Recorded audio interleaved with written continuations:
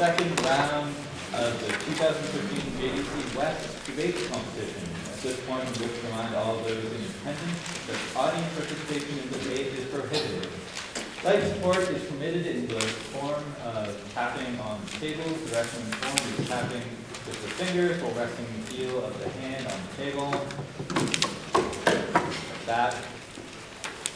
We remind spectators to keep the applause respectful so as not to interfere with the speeches. Any spectators deemed to be disruptive will be dealt with accordingly at the discretion of the JDC West staff. No warnings given.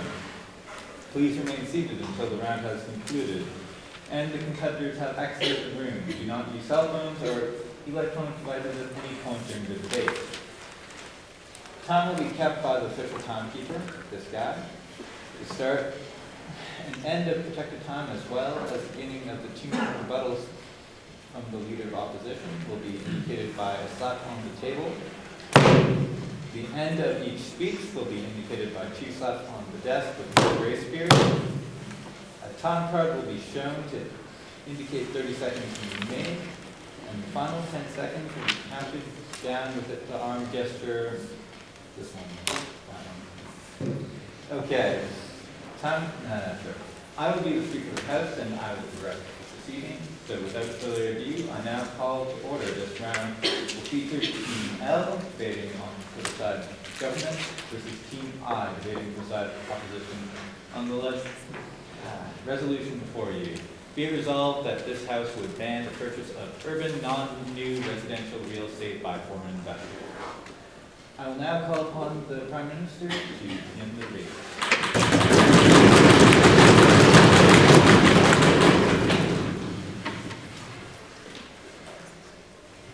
So do you ever drive down the road and you see those big empty houses and you wonder who lives in there? Well, the answer might surprise you because oftentimes it's no one. Good morning, Mr. Speaker, honorable judges, memorable opposition team, and the members of the audience. We're here to debate the motion, be it resolved this House would ban the purchase of urban, non-new residential real estate by foreign investors. So as the Prime Minister, it is first my duty to first define the terms of the resolution as well as provide a model. So we define urban, non-new residential real estate as property that is purely residential within the cities that's not being built and has been previously in existence. And we would define these usually as being in the heart of big cities such as in Toronto, Vancouver, Calgary, and Montreal. And we would define also foreign investors as people who are non-citizens and non-permanent residences who are purely investing for capital gain purposes. And so to model this out, it's purely straightforward, and essentially we will be restricting the transfer of deeds and disallow people to sell those houses to foreign investors. So on side government, we have 3 main pillars for you today. Number 1 that I'll be taking is unaffordable housing. Number 2, that my partners down the bench will be taking, is the Canadian economic landscape. And finally, our third speaker down the bench will be telling you about the role of the government. But before we go into that, let's outline to you what the problem actually is and why we're debating this today. Well, here's the problem. So you have these rich people in foreign countries in Asia and Europe who have lots of money, who have deep pockets, and they're looking for some extra cash. And so they think that, it's a good idea to invest in our Canadian real estate market. And so they come here and they purchase a house for, $1 million, $2 million because they can afford it. But what happens is they keep staying there and they essentially don't even live in the houses, and these houses are empty. But what happens is now the problem is these empty houses are there, and people in Canada who actually need these houses are displaced, and Canadian families are displaced. But moreover, this problem is twofold because you're now creating artificially high prices of real estate. But furthermore, the money that's going into the housing market doesn't even stay in Canada because they're foreign investors. So the money actually leaves Canada as well. And so the problem that we're facing with is twofold. And that is why it is very timely right now, and the timeliness of this resolution for the government to address. Because first of all, as I already mentioned, the prices are artificially high, and this means that the value that's being placed on the houses right now based on the price is not accurate, and that's the problem that the government is trying to solve. Now furthermore, why is it the government's responsibility? Well, it's the government's responsibility to protect Canadians' families and to ensure that we have economic stability. And that is purely, we can see this currently in the status quo, where we both have fear, because currently Canadian families are being displaced when we have these empty houses that are not being occupied. But furthermore, we also see this in that currently we don't have economic stability for the past, and we're trying to prevent instances where this artificial price can become a problem in the future. So without further ado, let's get into the first pillar on side of government, unaffordable housing. Now this is really just simple Econ 101 with our supply and demand curves that we all know and love so much. So when we know that there's a high demand for housing, and let's just stress that first of all, this housing is in the short run going to be quite inelastic, so the demand will remain the same. And so now what you're doing is you're essentially you're limiting the supply of housing because these foreign investors are pouring in and they're limiting the amount of housing that is available for Canadians. And so then you're, in effect, raising the prices of housing. And so now what you're doing is you're essentially ensuring that Canadian families who actually need these housing don't get them. And you're making this very unaffordable. Furthermore, statistics show that 40% of household income goes toward paying for housing and residential purposes. And now this further proves to you why this is such a pressing problem right now in Canadian society, and that is why we must address this issue today. And so to sum up what we've told you today on-site government, we've shown you why there's a problem that our society must address. We've shown you a feasible model, and furthermore, we've proven to you how housing is unaffordable. And so just to end this off, we're here to tell you that to these foreign investors, housing may be an asset, but to side government, it's a home. Thank you very much.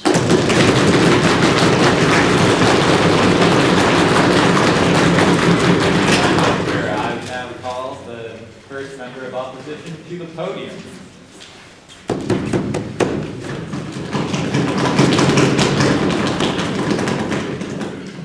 Thank you, Mr. Speaker. As you're all aware of the resolution today, I would first like to begin with the rebuttal of the points brought out by side government. Firstly, on the side opposition, we feel, why is purchasing a house a bad thing? Why is putting money back into our economy? His government has presented that we're not putting money back in the government by people purchasing our homes, but is it not that we're purchasing a house within our own economy, that the money is then going to be going back into it? Yes, they buy houses, but they are also benefiting us by purchasing these homes that are owned by other people, which is within our economy. They have failed to showcase the benefits that actually this provides, which my partners will be discussing furthermore today. I will now move on to the points that side opposition have that will present today. Firstly, I'll be discussing about the economical effect.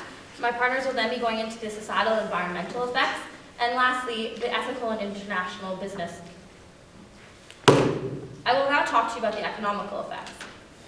So, by providing a foreign investment, we are now also providing an increased amount of market competition. Because we have a foreign investor who does have deeper pockets, yes, we are aware that that's not necessarily always easy to.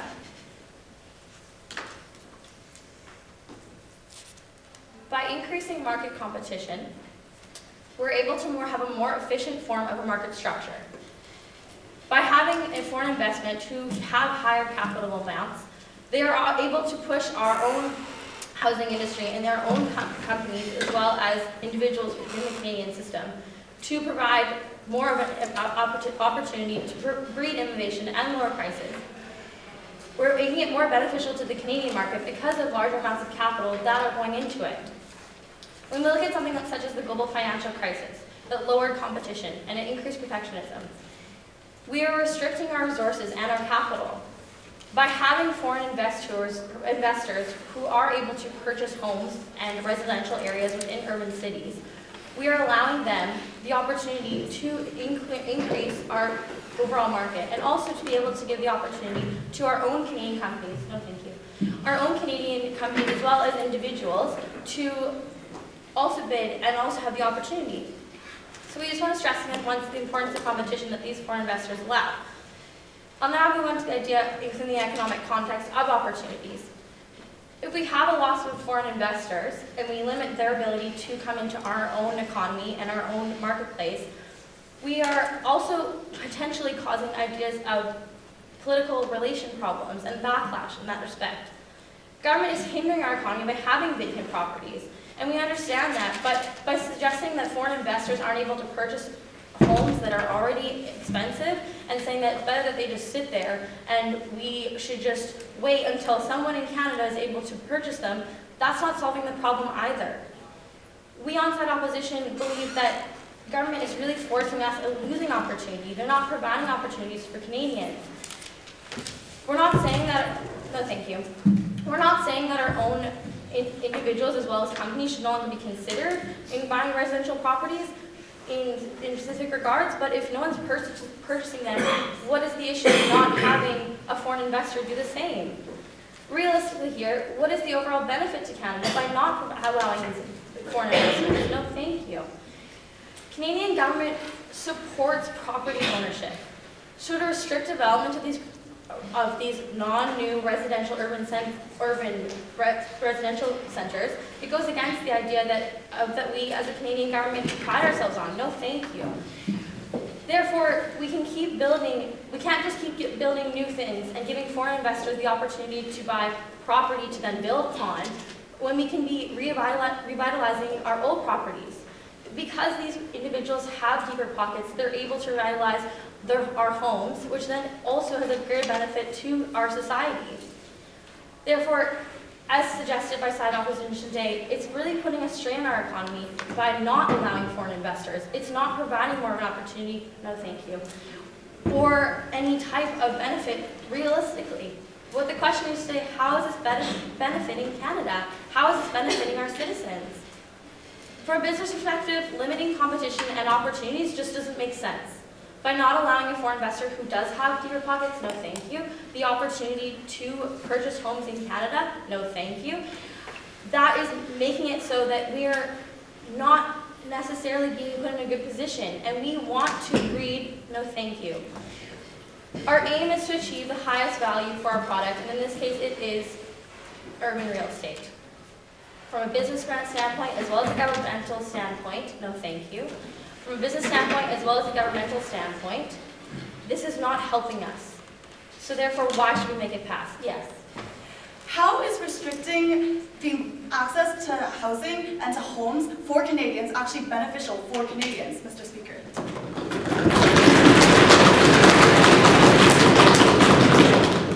We're not suggesting on side opposition that we restrict the opportunity for housing and for Canadian society, but, no thank you. But what we are saying is that by having these already vacant properties potentially be given the opportunity to be invested in by foreign investors, we are benefiting our society because of the fact that we are putting money into our economy. We're not saying that we should take up all the homes across Canada by foreign investors. We're just saying, thank you. That was just, my apologies. We're just saying overall that we want to have the opportunity for foreign investors to come into our marketplace. We don't want to cut ties with foreign investors. We want an opportunity. So based on the propositions that I've dealt with you today, as well as the arguments that we presented by my partners, we believe on side opposition, the resolution before us today must and will fall. Thank you.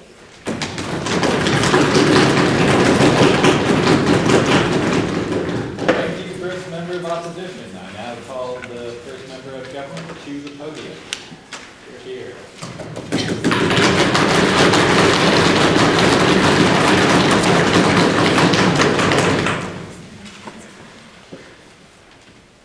When I was a kid, I loved to play with bubbles, and I loved popping them here and there.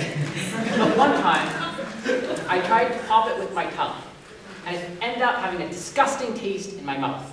Ladies and gentlemen, what side opposition is playing with is they're playing with economic bubbles, and what they're going to leave in your mouth is bitter taste. Good afternoon, ladies and gentlemen.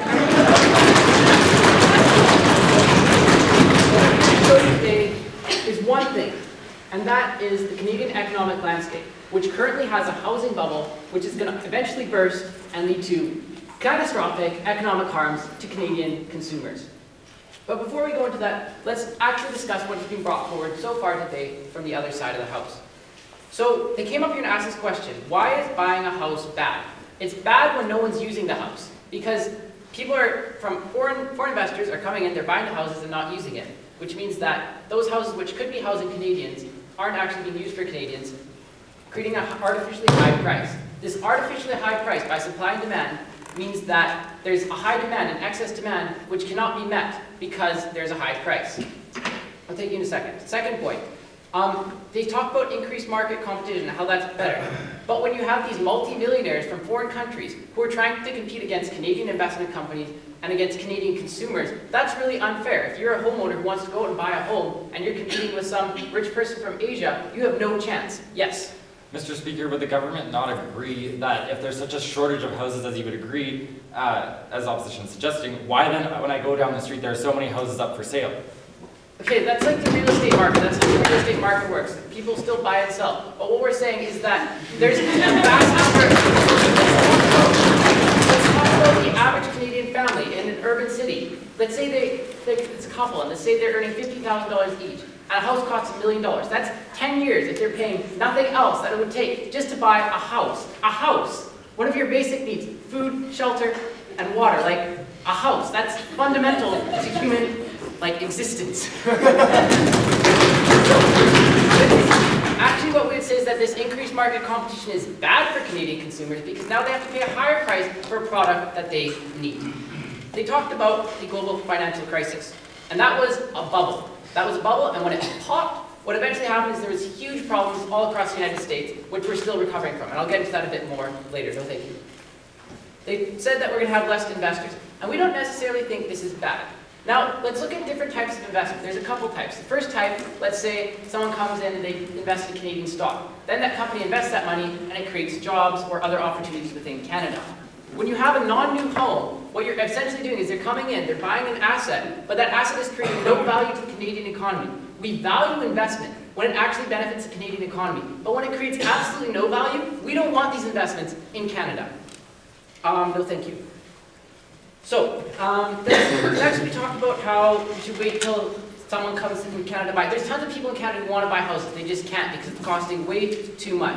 And we've seen that the free market has failed to provide an alternative for Canadian consumers who want to get a home but just can't. There's people up into their 30s who are unable to buy a home and they're trying to save up money to buy a home, but they can't. That is the landscape we are facing today. And we are trying to get the highest value for our product. We're trying to get the best value for our product. The best value for the Canadian consumer. With that, I will take this PO, I guess. Would you not agree that by getting the best value for what Canada is offering, it would be best to open this up to foreign investors? No, because what it's doing is it's increasing artificially the price of Canadian homes. These aren't the actual prices that are being faced, and I'll get into this a bit more in my point, but they're artificially high, which means that it's not the actual value they're paying. They're paying more, like they're paying a surplus on top to pay for having to compete with foreign consumers. And there's three things that I'd like to say. First of all, we have a super low interest rate right now, which means that there's a large amount of borrowing. Secondly, there's the highest household debt in Canada that there has ever been. So people are at huge risk. And thirdly, multiple economic analyses in the Globe and Mail and multiple news sources across the past 4 months have been talking about this huge bubble that exists within the housing market because the housing prices are too high, especially in urban centers, where there has been a huge amount of foreign investment. So what? Well, first of all, if you have to save a lot of money for a house, that money cannot be spent on other things. So consumer spending is decreased, the economy is hurting. Secondly, you can't actually leverage these assets if there is a bubble that bursts because you're taking away liquidity from the household. What this means is the value of the household decreases, you don't have as much ability to spend, that hurts the economy. So let's look at 2008, see what happened there. Well, you had a bunch of people buy houses because you had bad mortgages. You artificially drove up the prices, the banks had an artificial profit, which is essentially what's happening here, and once it's time for repayment, people can't pay because it costs too much. In this case though, no thank you, it's actually the foreign investment who's like the banks in the United States. They're the ones who are actually gaining all this profit and who are making their own money right now. But ultimately, for the long-term health of the Canadian real estate market, this makes no sense. So what? Well, who is this going to hurt? This is going to hurt homeowners, first of all, because if a bubble bursts, when it does burst because the prices are way too high, what happens is the housing prices of homeowners who worked hard to earn their homes, they decrease drastically. This also hurts anyone who is in a mortgage because all of a sudden they find their house being worth like half the price. So their assets decrease drastically, their liabilities stay the same, and they are really screwed over. Okay, let's look at also how this hurts the economy in general. Once you have crashes like this, especially in bubbles, you saw in the dot-com crisis, you have a huge loss in consumer confidence. Consumer confidence is what drives the economy. When people feel confident that there's going to be money in the market, that there's trading going on, they're more likely to spend their own money, which keeps the economy going. That's how the economy train keeps on rumbling. However, when households automatically lose a lot of value, they no longer feel safe with their investment. They're less likely to invest. They're more likely to save. That hurts the economy. And secondly, we're still for investment that's beneficial for Canada, for new houses, ones that are going to create jobs, ones that are going to lead to construction and stimulate our economy. But we're not for dumb investments, ones that don't bring anything into Canada, but only act as a drain and take money out of our country from our citizens and ultimately make it unaffordable to buy houses here. Thank you very much.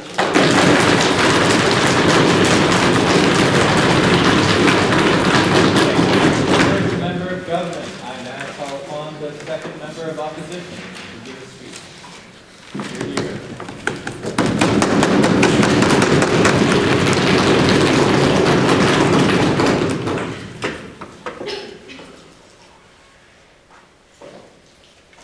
Thank you, Mr. Speaker. Now, the government has mentioned some very strong points, and I personally do like bubbles myself, yet I really need to discuss why some of these points are not relevant to the Canadian market. So, the government's saying that us as Canadians necessarily can't go up against these foreign tycoons that are coming in. Well, Mr. Speaker, what you need to realize is that we are a middle-class society. The majority of us are middle class, and we're not making enough money in general anyways to compete against what these foreign tycoons are coming in to buy homes. So a middle class person is not in general anyways going to be competing against a $2.5 million home anyways. So we need to be relevant in that situation. The issue is not about us being able to get a home. We can get a home in here. That's not the relevant debate that we are talking about. We need to address what the average consumer is, and that is middle class.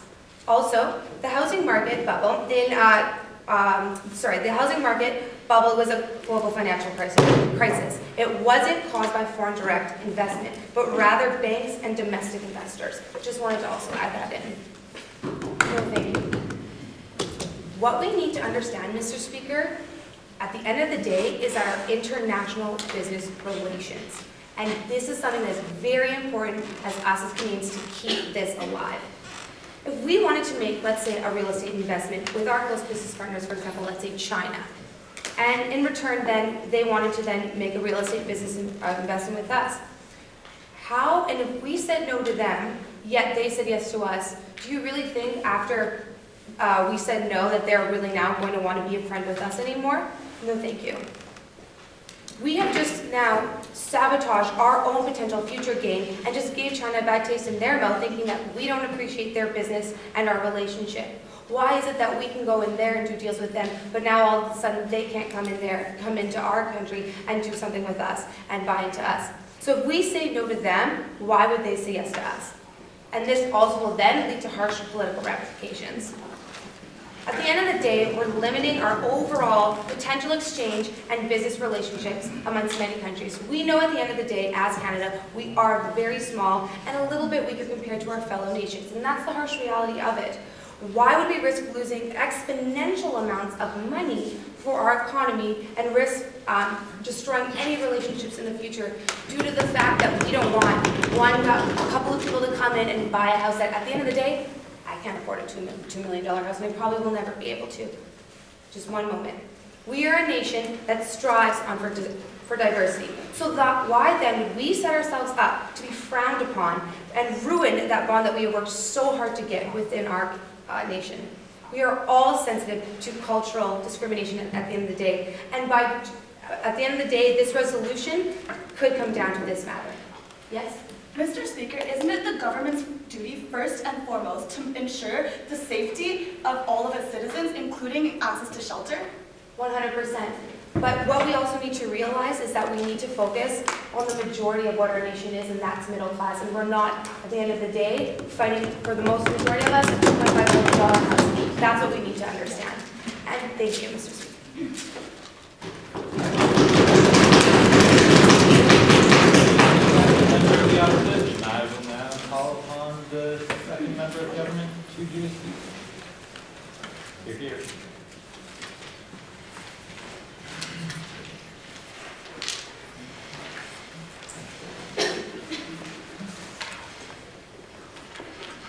Mr. Speaker, I'd like to read you a list I wrote about basic human necessities that people need to live. Food, water, housing. Yeah, that's it. On our side of the House today, we will not allow foreign investors to restrict our Canadian citizens' access to affordable housing. Side opposition has told us a lot of things that aren't actually conducive to the success of our citizens and to the ability for our citizens to access resources that are fundamental to life. So on our side of the House, we've already been through two pillars for our first and second speaker, and those were, one, unaffordable housing. It's a reality we can't escape. And two, the Canadian economic landscape, and how this is actually so harmful to allow foreign investors to invest in our country. Before I get into my constructive point, which is going to be the role of the government in protecting Canadians, I'd like to just go through a few points of refutation on what side opposition has brought forth for us today. They tell us that Canadians are a middle-class society. 2 points of rebuttal to that. First of all, the housing market is actually shrinking the middle class because more people aren't being able to access housing, so they become lower class. That's not the kind of society that we want to live in. Second, it's also harmful to the middle class because the middle class can't buy housing because they're competing with the upper class from other countries, right? So we don't really see how this point is at all relevant unless it falls to our side. Okay, second point of rebuttal. They tell us that the housing bubble isn't caused by foreign investment. Sorry, it is. That's how it works. When you restrict the supply of housing by allowing real estate that exists to stagnate, that's what causes prices to artificially raise. It's basic microeconomics. Okay, third point of rebuttal. They tell us that we don't want to cut ties with foreign investors. Mr. Speaker, please recognize the difference between two markets in the real estate market. So first, there's real estate development, and second, there's real estate, right? On our side of the House, we fully support foreign investors coming in to invest in building new housing, because what that does is it provides jobs for Canadians. That's good for Canada. What actually happens under the status quo when foreign investors are only investing in old housing, so housing that already exists, is they're keeping them empty. Canadians don't get to live in them. Canada doesn't benefit. No one wins except for the foreign investors, whom, frankly, we don't really care much about, right? Our goal as the government is to protect our citizens. That's our first and foremost duty because, well, they pay taxes to help us run, right? That's my rebuttal. I'd like to talk a little bit now about the role of the government. Now, recognize, Mr. Speaker, the fundamental difference between the incentives of foreign investors and Canadian investors, and why we'd like to encourage Canadian investors to purchase a housing that already exists instead of foreign investors. Okay, so as a foreign investor, real estate in other countries is just like any other asset. You purchase it because you think it'll gain value, you take your ROI, and then you flip it when you think it has a high enough selling price, right? That's how it works. That's what it is to a foreign investor. To Canadians, however, houses aren't just another asset. Houses are a home. Houses are a place where you can raise a family, where you can gain things, where you can live your life. Houses have value beyond its ROI. And that's why on side opposition, we want to protect that. So, there's there's many problems with the status quo. First, we've already outlined citizens of Canada aren't able to live in Canada because they can't afford to live in Canada, right? That's problematic.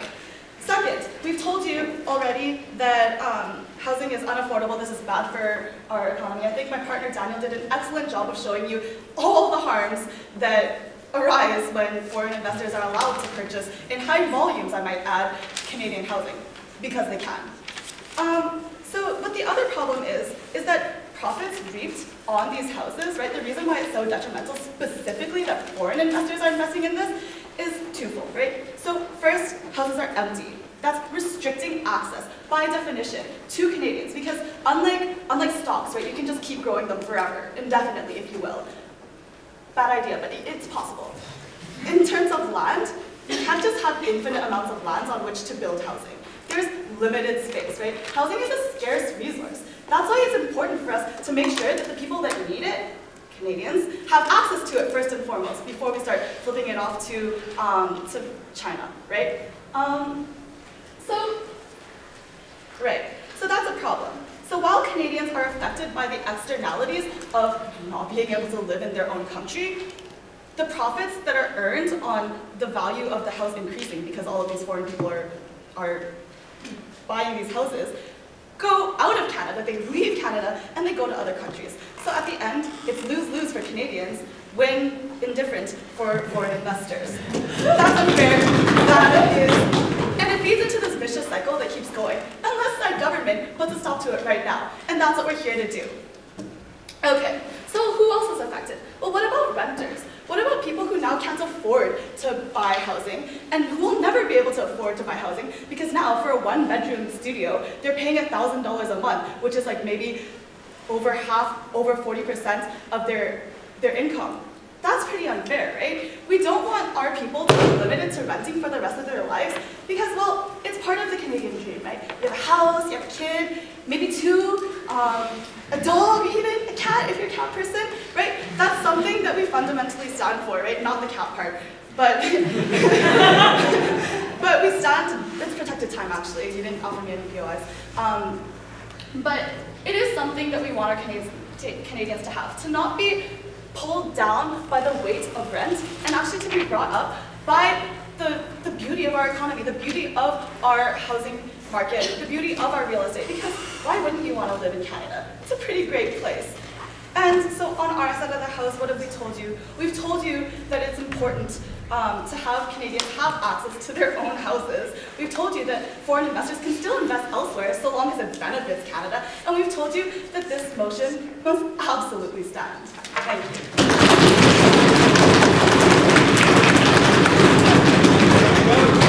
Now call upon the leader of the opposition for their 5-minute speech, followed by their 2-minute rebuttal.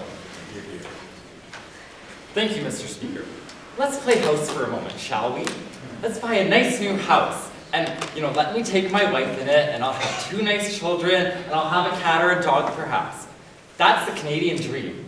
Absolutely not, Mr. Speaker. That is just the American dream, just placed in a Canadian box. The Canadian dream is to celebrate multiculturalism. It is to celebrate diversity, and it is to encourage the sharing of communal ideas. That is the foremost Canadian dream. Now that before moving into my own points that will further tie together the constructive case set forth by side opposition, please allow me to refute the fundamental flaws in the case presented by side government. So I want to start by talking about, how the government likes to pop bubbles, because that's so fun. So we're talking about this housing market and this housing bubble, and because banks are giving out mortgages that they know can't be paid back, and people are buying homes, they're buying houses, and now we're foreclosing these houses and we're taking them back because people don't take their mortgages. Well, that sounds to me and to those of us on side opposition that the government might want to look at regulating the banking system, because this has absolutely no other reason to do with the housing market other than the fundamental flaw that the bank is giving out loans that they know cannot otherwise be paid back. Would you not agree? Madam Speaker, how could foreign investors celebrate our multiculturalism when they don't even live in Canada? It's part of the Canadian ideology. We in Canada are fundamentally accepting and fundamentally engaged on a global scale. We have ties with almost every nation in this world, and for us to restrict to anybody would be a fundamental flaw in this Canadian multiculturalism ideology. No thank you. Now, I also want to talk to the point that the government seems to think that there's a shortage of houses. So when I'm walking down the street and I see 10 houses for sale, that would be a shortage to me. When I go down every other street and there's houses for sale popping up and being sold to other houses, That's not a shortage of housing. A shortage of housing would be if I were to walk down the street and I were to actively search for a house and then I could not find a house that I could buy and otherwise purpose to sell and, let my, American package with Canadian flag on it family to come and go. Do you not agree? Isn't there a difference between housing and affordable housing? There is absolutely a difference between housing and affordable housing. And now I'm going to get to that. We're talking now about affordable housing being a problem. Well, let me ask the real estate board why this is. Why are houses prices being set so high? Would it not be the fault of the real estate and the people selling their houses requesting high, unreasonable amounts of their houses? It's so true by prospect theory that we place a higher value on those things at which we own. So to do this and to sell our houses and to expect a higher return on our investments because prospect theory fundamentally says so, and this has been proven by marketing science and marketing research, to place a higher value on our house and to expect that is one of the reasons why unaffordable housing is so very much prevalent. Yes? Okay, but Mr. Speaker, isn't it true that when you invest, when you sell a house for a high price, it means that someone's willing to pay that price, and isn't it true that only foreign investors are able currently to pay that price?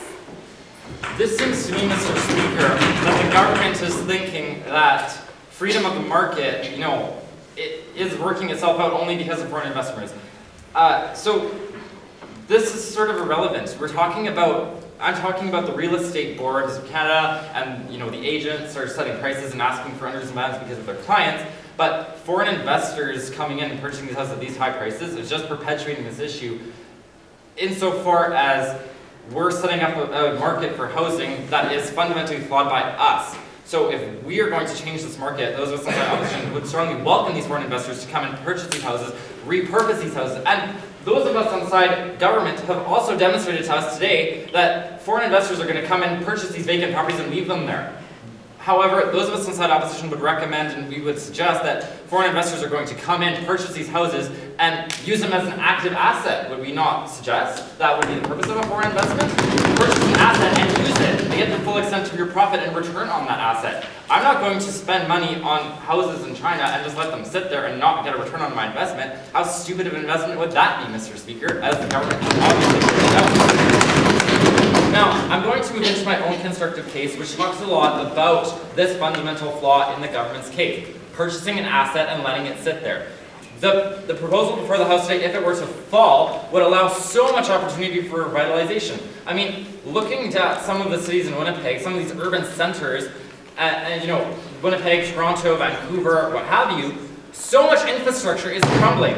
To restrict any means that I now do not have the opportunity to sell these to foreign investors and to repurpose these houses and to reuse them would be a means to just having a big eyesore staring me in the face every time I walk to work. It's a slap in the face, Mr. Speaker. I can't repurpose my city, and now my economy is going to crumble. So what does this really boil down to today? No, I'm sorry to say it's not about popping bubbles, it's not about making lists, and it's not about playing house. The fundamental issue at hand is to improve our economy threefold. We want to have foreign investors come into Canada, to repurpose our housing, to give us a chance. If we can't do it ourselves, why am I going to let assets sit there and further decay and further crumble as we continue on, using the government's economic action plan to create new homes? And why are we going to do things like that? Where are we going to keep developing? Well, if I consistently put the old to the wayside and focus on the new, my city is eventually going to crumble, Mr. Speaker. And this is what it boils down to. To restrict foreign investment is to restrict Canadian development. Thank you.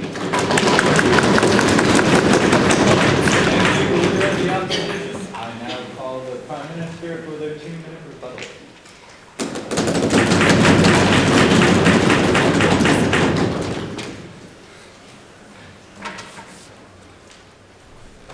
If multiculturalism is the Canadian dream, then under the status quo, we still cannot achieve that. Why? Because housing prices are still so expensive that immigrants who come to Canada still can't afford them. We cannot continue in that is why fundamentally we, on side government, understand how we can actually achieve a Canadian dream and how we can move forward as a society to ensure that housing is affordable and to ensure that there are benefits to the Canadian society.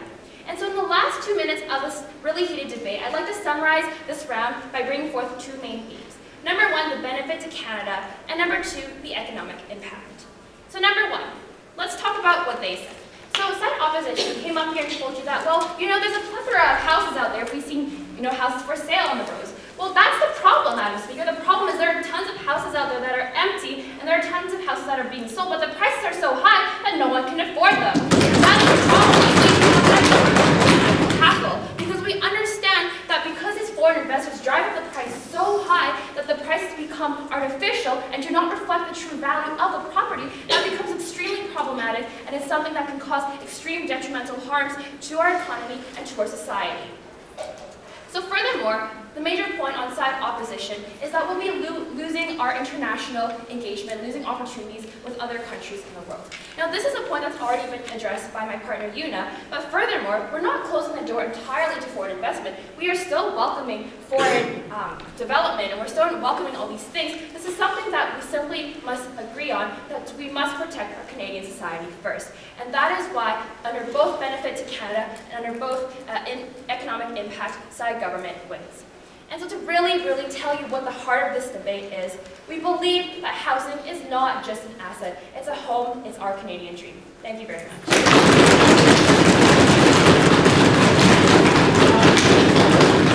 Side government, thank you. Side opposition. I now call this round to a close. I remind the audience to please remain seated until all the competitors have exited the room and refrain from speaking at the room. And until you are clear of the area, please shake hands and then support. Well done.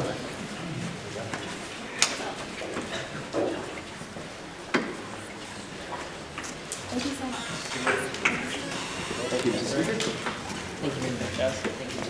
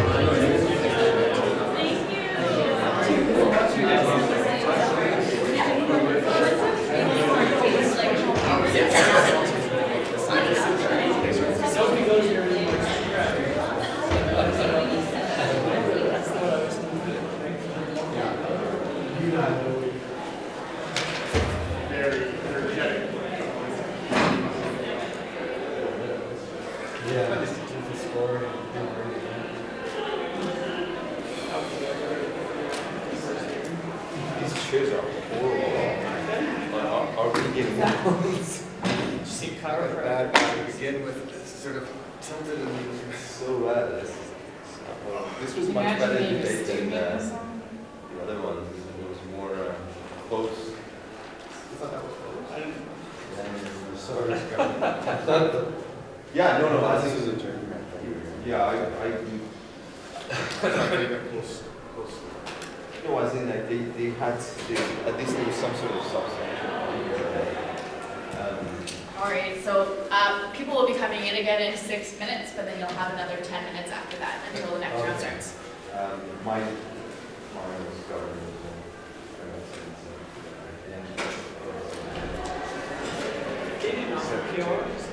Yeah, but what was that about? Yeah, what was it? The first round, she was so good when she said, This is protected, you know, Yeah. you had your chance. She That was did. just bang on, that was so good. and they didn't even offer any POIs for one. Yeah. First round, they didn't even go on the last speaker. They didn't offer any. No, And they rejected all of them. I think they were, I think after that. That's a strong team. Yeah. Yeah, I really like my minister. I think she That's was funny, because we all got, you got 71, you got 78, 72. That's, I love 54. I got 55. That's fantastic. I get this serious. This is in the middle, finally. I got 50. Look at that. Isn't that Yeah. funny? That's a nice grouping on that one. Yeah. No, because it was more, I would say structured, the whole thing was more structured, even though they didn't win, but they had things like, it didn't fall off, you know. The one speaker there, actually, the first speaker that I was with, I didn't get it at all. Yeah, I didn't get it. I didn't actually get it now. yeah, I got 86 to 56. yeah, that's good. Speaker for the office. Yeah, I gotta do this one. I'm getting into the time here. It didn't show on the map, but that could be looking. Yeah, that's right. Yeah.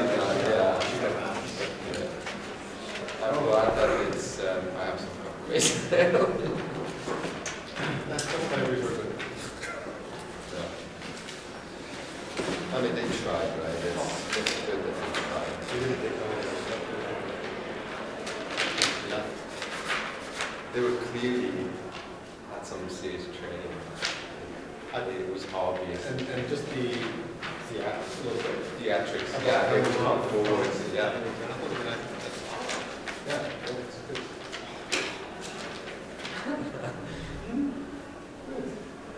I always follow these good nature, they always. Right, yeah.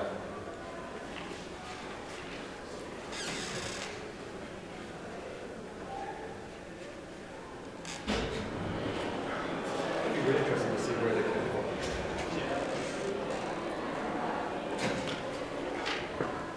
All right, home stretch. Yeah. Last round.